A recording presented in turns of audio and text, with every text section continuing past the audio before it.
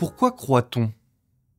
La question est abyssale, et si l'on se la pose réellement, si on essaye de chercher en son cœur les raisons qui nous font adhérer au Christ, on risque bien d'avoir du mal à les exprimer.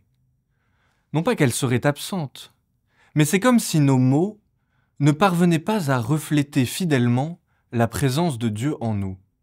Et à vrai dire, c'est tout à fait normal, car au-delà des multiples petites et grandes raisons qui font que notre foi nous paraît raisonnable, au-delà de ces raisons, c'est Dieu lui-même qui nous fait croire. C'est Dieu lui-même qui, en notre cœur, place la foi. De même que c'est lui qui y pose l'espérance et la charité.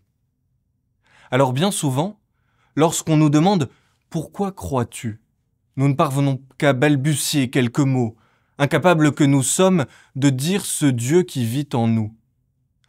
Dans l'histoire pourtant, Dieu a voulu donner à certains la grâce de pouvoir témoigner de la manière dont ils vivaient leur foi. Tous, nous sommes appelés à témoigner de notre foi.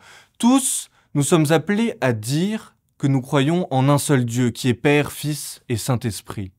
Tous, nous sommes appelés à annoncer l'Évangile. Mais il en est certains qui ont reçu la grâce de décrire en profondeur ce qu'était leur relation à Dieu. Ce sont les grands mystiques que l'on connaît, Sainte Catherine de Sienne, Sainte Thérèse, Saint Jean de la Croix. Ce qui fait leur spécificité, ce n'est pas tant de vivre une relation brûlante avec le Christ, mais d'avoir reçu la grâce d'en témoigner pour l'Église. Eh bien, saint Augustin est l'un de ces grands mystiques.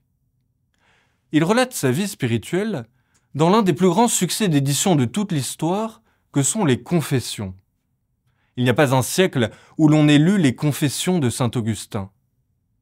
Et si on a tant lu ce livre, s'il a ému autant de générations de chrétiens et même de non-chrétiens, c'est que par-delà les siècles, dans l'expérience de saint Augustin, il relate quelque chose de la relation que nous entretenons tous avec Dieu. Augustin a su mettre les mots sur les élans de notre cœur vers Dieu. C'est peut-être là l'un des plus grands miracles de sa vie.